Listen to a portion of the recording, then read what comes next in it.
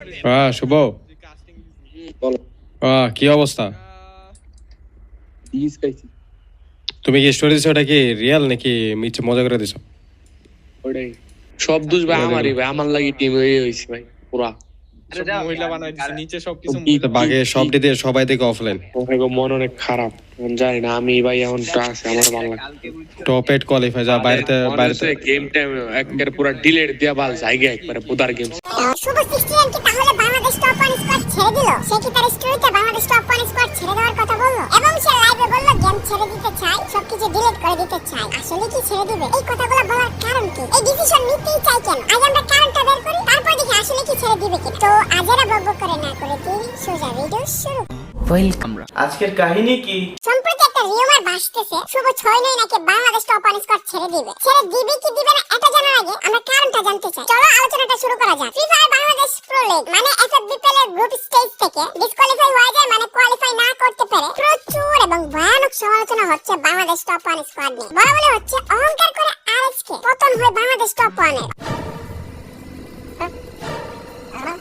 অহংকার পতনের মূল, এই কথাটা কি ভুল প্রমাণিত হলো? বাংলাদেশ টপ 1 স্কোয়াড বা টিম বা দল, এই দলটা ব্যর্থ। তারা বারবার হচ্ছে ব্যর্থ, বারবার একটুর জন্য ব্যর্থ হওয়া। এখন এফএফবিপিএল এ কোয়ালিফাই না করতে পারা, এই জায়গায় দাঁড়িয়ে কিছু প্রশ্ন আসে। তারা কি আসলে শেষ? এত কষ্টের পরেও কি কিছু হলো না? ই স্পোর্টস ছেড়ে দিলেই কি শান্তি? আজ এই প্রশ্নগুলোর উত্তর দিতেই আমার এই ভিডিও। হ্যাঁ, তারা এফএফবিপিএল এ কোয়ালিফাই করতে পারেনি, এই সত্য অস্বীকার করার না। তারা বাজি খেলছে, তাও আমি অস্বীকার করব না, কারণ সত্য না মেনে নিলে কেউ কখনো বড় হতে পারে না। কিন্তু একটা কথা বলি, কোয়ালিফাই না করা মানে শেষ না, ব্যর্থ হওয়া মানে অযোগ্য না, আজ হার মানে ক্যারিয়ার শেষ না। এটা শুধু একটা খারাপ দিন, খারাপ পরিচয় না। আমি জানি তাদের স্কোয়াড গ্রুপে আর এমন ভাবে কেউ কথা বলছে না, ডিসকর্ড হোয়াটসঅ্যাপে নীরবতা, মনে হচ্ছে আর পারবে না। এই মুহূর্তে ই স্পোর্টস ছেড়ে দেওয়ার চিন্তা সবচেয়ে বেশি আসে। কিন্তু শোনো, এই মুহূর্তটাই সত্যিকারের প্লেয়ার আর অস্থায়ী প্লেয়ারদের মধ্যে পার্থক্যটা বানায়। একটু পেছনে তাকাও, এই স্কোয়াডটা কি হঠাৎ করে তৈরি হয়েছে? এত অফিশিয়াল বলো আনঅফিশিয়াল বলো, তারা কি এসব লবিতে এমনি খেলছে? কিছু রানার্স আপ কি এমনি বাগিয়ে এসেছে? না ভাই, এই স্কোয়াড বাংলাদেশের সেরা স্কোয়াডগুলোর সাথে চোখে চোখ রেখে খেলছে। আর যদি তারা অযোগ্য হতো তাহলে আজকের এই কষ্টই আসতো না। তাদের হারানোর ভয় আছে বলে কষ্টটা আসতেছে। অযোগ্য দল হলে তাদের কষ্টই হতো না। গেলে গেছে, হইলে হইছে, না হইলে নাই, ডোন্ট কেয়ার একটা ভাব থাকতো। এই কথাটা মনে রাখতে হবে তোমাদের। ই স্পোর্টস এ বাংলাদেশ টপ 1 এর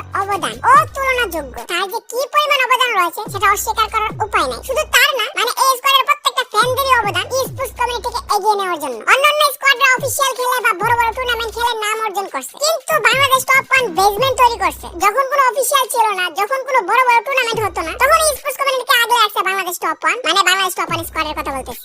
সেটাই, অতীত বলে গেলে চলবে না। যারা গালি দেয়, খেলা ছেড়ে দিতে বলে, তারা কোনো ফ্যান না। কিন্তু যারা আজও বলে আমরা আছি, ফিরে আসো, আবার চেষ্টা করো, এই স্কোয়াডটা তাদের জন্য দায়বদ্ধ, কারণ সাপোর্টটা উইনার হওয়ার আগেই পাচ্ছে। বাংলাদেশ টপ 1 টিমের অফিশিয়াল এফএফবিপিএল এর টুর্নামেন্টের পারফরম্যান্স যতই খারাপ হোক না কেন, কিছু ফ্যান টপ 1 এর খারাপ সময় পাশে ছিল, আছে এবং থাকবে। রিয়াল সাপোর্টাররা খারাপ সময় থেকে যায় এবং তাদেরকে খারাপ সময় দেখা যায়। বাজে সময় আসে শেখাতে, পরাজয় আসে নিজেকে শক্ত করতে, ধাক্কা আসে সব দিক ঠিক করতে। আর যদি এফএফবিপিএল এমনটা ফেস না করতো, হয়তো কাল আরো বড় জায়গায় ভেঙে পড়তো। এখনো সময় আছে ভুল ধরার, ভুল বের করার, স্কোয়াড রিসেট করার, নিজেকে নতুন করে তৈরি করার। কিন্তু কিছু মানুষের কটু কথায়, কমেন্টে কিছু গালিগালাজ দেখায়, জায়গায় জায়গায় কিছু হেট দেখায়। তারা যদি ই স্পোর্টস ছেড়ে দিতে চায়, এত বছরের এই কষ্ট মিথ্যা হবে, এত ফ্যানদের বিশ্বাস ভাঙবে, নিজের কাছে নিজেরাই হারো। কিন্তু আজ যদি তোমরা দাঁড়াও, আজ যদি তোমরা ভয়ানক ভাবে ফিরে আসো, নতুন করে তোমাদের পজিশনে দাঁড়াও, পরের টুর্নামেন্টে সবাই তোমাদেরকে ভয় পাবে, নামটা আরো ভারী হবে, কামব্যাকের গল্প লেখা হবে। এটা কথা মনে রাখো, বাজে সময় পেরিয়ে আসে ভালো সময়, আর যে সময়টা তোমাকে ভাঙতে পারেনি সেটাই একদিন তোমাকে চ্যাম্পিয়ন বানাবে। বাংলাদেশ টপ 1 স্কোয়াড এখনো শেষ হয়নি, the comeback will start from here. এবার আসি, শুভ কি আসলে টপ 1 স্কোয়াড ছেড়ে দিছে? এখনই এই উত্তরটা পাইবা, তার আগে তোমরা শুনো। জয়েন করছো তো? এখন টপিকের কথা বলি। শুভ কিন্তু বাংলাদেশ টপ 1 স্কোয়াড ছাড়ে নাই, এটা একটা রিউমার, এবং স্টোরিতে কি বলছে এটা আমরা এখনো জানি না, এটা তারা জানে, আর এটা জানতে আমি চাই নাই, কারণ তাদের পার্সোনাল বিষয়ে কোনো কিছু আজ করার রাইট আমার না। কি স্টোরি দিছে এটা আমরা জানি না, বাট পোলাপান একটা রিউমার ছাড়া দিছে শুভ নাকি